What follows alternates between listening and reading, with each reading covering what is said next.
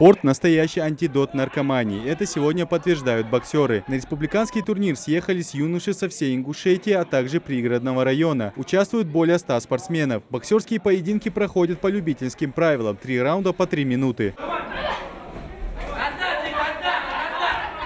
Боксеры хоть и юноши, однако новичками их точно не назовешь. У Билана Костоева за плечами 6 выступлений на различных турнирах и соревнованиях. Сегодня он провел один поединок в весе 40 килограммов, победил и занял первое место. Сегодня нормально все было. Противник тоже был хороший, нормально бил. Даже иногда больно было, но есть. Я как-то победил свой страх и пошел драться дальше. Я сегодня больше всего напрягался. За счет чего смог все-таки победить? За счет, думаю, характера. Берз Гагиев также одержал уверенную победу. Следуя инструкциям тренера, смог одолеть сильного соперника. Мой противник был очень хорошим.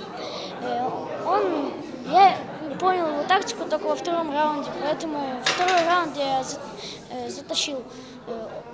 В первом раунде он бил очень много ударов, поэтому приходилось уходить и атаковать. Я старался. Республиканский турнир проводится в рамках месячника против наркомании. Спорт и здоровый образ жизни всегда был ориентиром для правильного воспитания молодежи. В спортзалах ребята не просто тренируются, они становятся лучше. Ведь каждый наставник уделяет огромное количество времени воспитательной работе и дисциплине. Тренера, главные тренера, старшие тренера в залах, каждый со своей аудиторией, кроме общих разговоров о том, кем нельзя быть, кем нужно быть, говорили о том, что готовятся к этому турниру, что этот турнир нацелен на то, чтобы показать вам, дорогие мальчишки, те, которые должны стать, может быть, возможно, в будущем чемпионами, может, не станут чемпионами, но в любом случае те годы, месяцы, проведенные в этом зале, однозначно благотворно на них повлияют. И тренера говорят им о том, что важная часть именно в беседах тренера с ребятами составляет именно акцент на отказе от вредных привычек.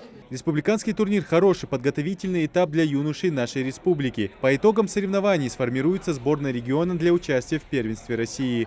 Идрис Ижиев, Сулейм Костоев, Новости 24.